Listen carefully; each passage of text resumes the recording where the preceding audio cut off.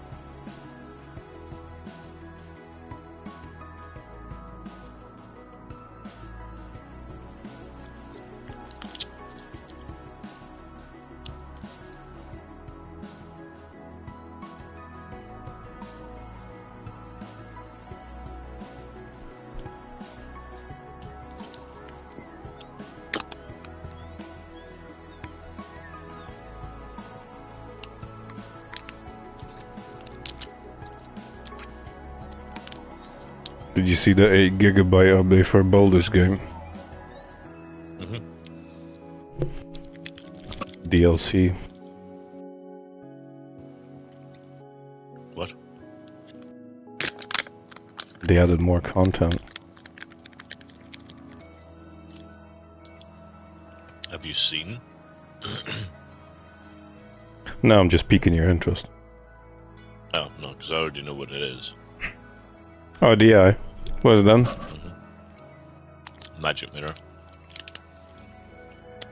It kind of seems a bit, I don't know. It seems a little out of proportion that the entire 8 GB is just for the mirror. There's probably a couple of fixes as well, because they did call it a hot fix number 3 or whatever. There's a fair few fixes, stuff to do with like endgame content. Not to mention, Why would they mess with endgame content? Nobody's there yet. You know how CERN was like, oh yeah, no, I think the devs like put up something, and it like showed the ending. Sure.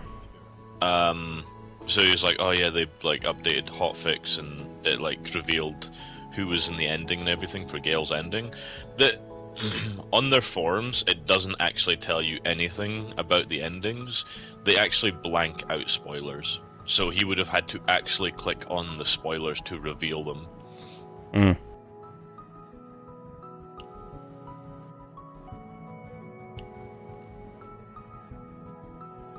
But we already know that he didn't get it from that.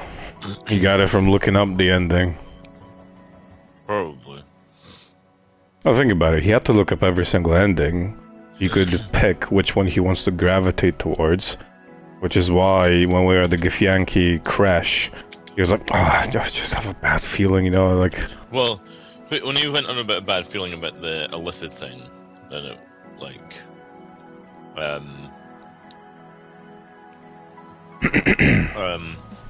that you'd obviously seen into. The whole Githyanki crash thing, I actually saw what happens if you do that thing. I don't know if he was just trying to see what would happen, but or if he just thought, oh, if I destroy that, then the Illithid thing will die. That's like the Mind Flayer. But the Emperor.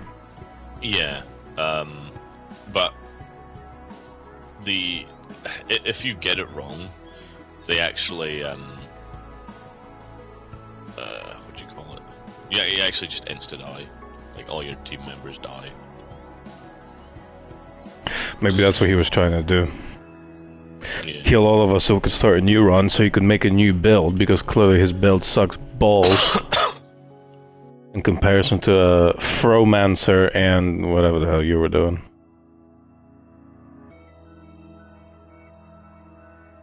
Because remember, we were in the Goblin camp, or fortress, I guess. We were literally kicking ass. He's just like, I feel a bit useless here. No, I mean, yeah, I mean, what do you expect when, like, the only abilities that you have that are apparently to support us are talk to animals, talk to undead, fucking all that kind of crap. Like, it's nothing that's actually beneficial in combat. The Moonbeam was alright. I mean, it was alright when it was, like, it wasn't dumb about it. Kind of seems, I don't know, it should have been more of an AoE than just like single person pixel. The thing is, he used it like he never used it smartly. Like in combat, we could have ran into a building. Like he took forever just to think about things, and it's like just go in a room. Yeah, like in yeah, just bottleneck basically, or not bottleneck, kite them into the moonbeam. But even then, they're still so smart. You know what? Remember what was that place? Those bandits that we find underground in like the very first area, where if you like jump down the collapsed whole thing, and then they like, oh, you're there, and then you're in that confined room where we actually barricaded the last couple of times we were there. Just put the moonbeam there. I feel like the barbarian would still run through it, because you would like the AI would be like, he could probably take it and just run through it and then just get in there basically, but the others would probably just start throwing things in and shooting. They wouldn't come to it.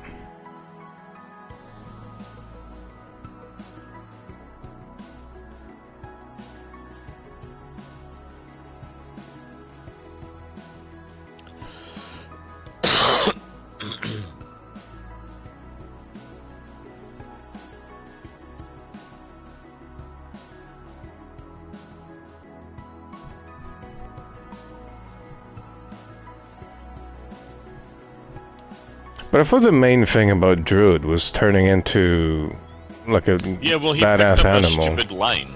Like he was like, oh yeah, but if I picked the line of this, so I could get like the panther. And it's like if you picked the other one, which actually got him the owlbear, he would have been able to get the owlbear and the panther. Like he kept going the panther as if it was like amazing. It's like the panther just gets to go invisible. Like there's nothing beneficial from that.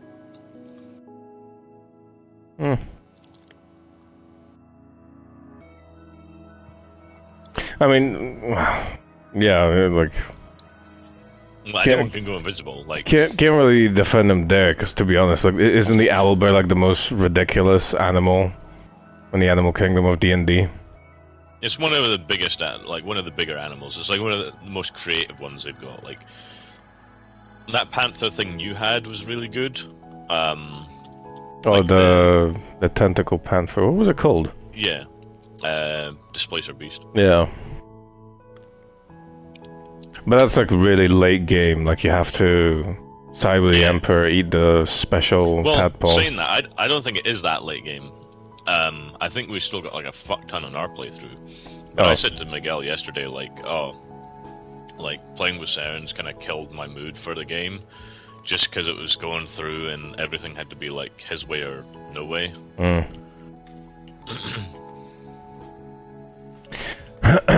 I mean, I think he was there the few times that I mentioned. I'm not looking up a single thing. I want to go in fresh and just take it as it is. But obviously, but like you said, like what's the point in having a perfect playthrough? Yeah, like that's the whole point. Like we've still got a fuck ton to go back on now. Like we could go and do like, either the good side, or we could mix it up, or like it's like, oh, do this one good, do this one bad, kind of thing. There's still so much for us to do. Yeah. The only annoying thing is, anytime we're trying to do like a whole like a new playthrough, I hate the beginning of these games because it always feels so slow and weak. I feel like we can speedrun it though. Actually, I didn't look it up. I saw a YouTube short of how if Laziel dies on the ship before it crashes, you can actually find her unconscious on a beach, like the beach you wake up on, instead of up in the cage. It's kind of interesting, because I'm assuming if she's like alive and awake when it crashes, she wakes up and she starts trying to find her crash, and she gets into the trouble with the tieflings. So obviously, if she's like incapacitated, she'll be just wherever she ends up, she'll just be there. She won't get up. Yeah. But it's kind of interesting that Shadowheart, if you release her, She's on the beach right next to you, pretty much. But if you don't release her, when the ship crashes, she gets up and tries going towards that temple or whatever it's called. Mm-hmm. Yeah, well, I think she's driven by temples, isn't she, though? Kinda. That was like... Actually, wait. Oh, dude, I was actually thinking about this. See how major plot lines, or like her artifact seems to be one of the major plot lines in multiple different like scenarios. What if she dies on the Nautiloid, or what if you just kill her and just leave the artifact on the beach? Like, it just goes to you probably, because that's why there's that specific dialogue that you get with her when she's not in your party. The artifact is the key item, and it always just comes to you. Oh, what?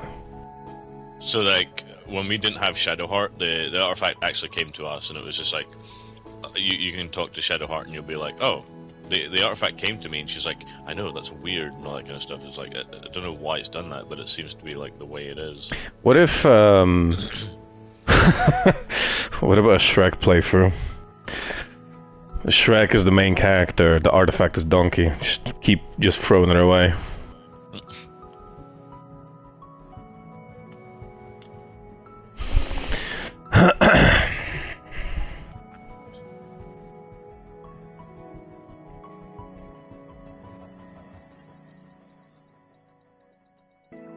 I don't know if you've seen how leveling works in this game. Yeah, you get XP. No, it's No. not based on XP. It's based on Guns is based on moolah. XP. It's based on challenges. Oh, you know what? That makes sense. Because there was one time... Wait, I just went in the wrong game. It makes sense because if you go to